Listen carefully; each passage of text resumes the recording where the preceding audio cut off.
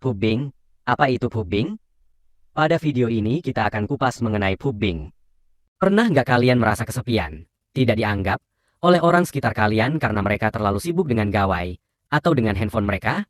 Perilaku ini bisa disebut oleh kita dengan pubbing, atau bisa disebut dengan phone snoobing.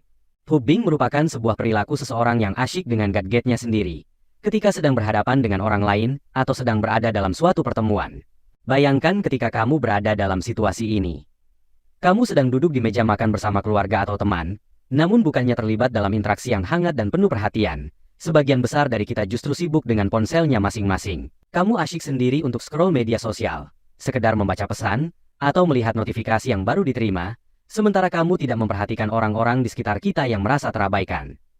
Karena terlalu sibuk dengan handphone. Fenomena pubbing ini tidak hanya mengganggu seseorang dalam menjalin hubungan interaksi sosial, namun dapat memiliki dampak psikologis yang serius bagi dirinya sendiri maupun orang sekitarnya. Apabila seseorang mendapatkan perilaku pubbing dari lawan bicaranya.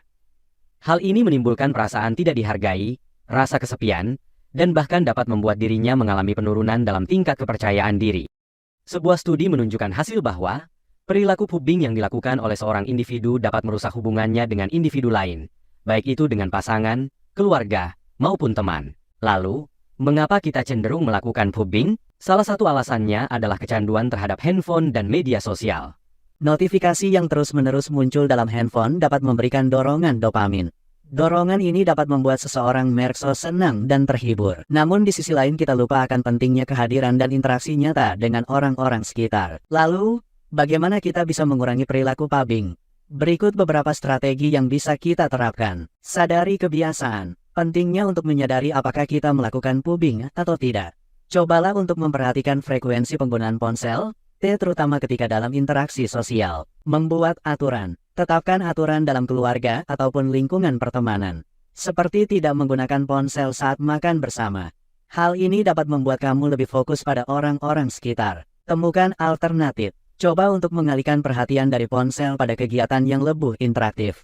Seperti melakukan sebuah game ataupun berjalan-jalan. Latih mindfulness. Manfaat mindfulness dapat meningkatkan kesadaran dan perhatian kamu pada momen saat ini.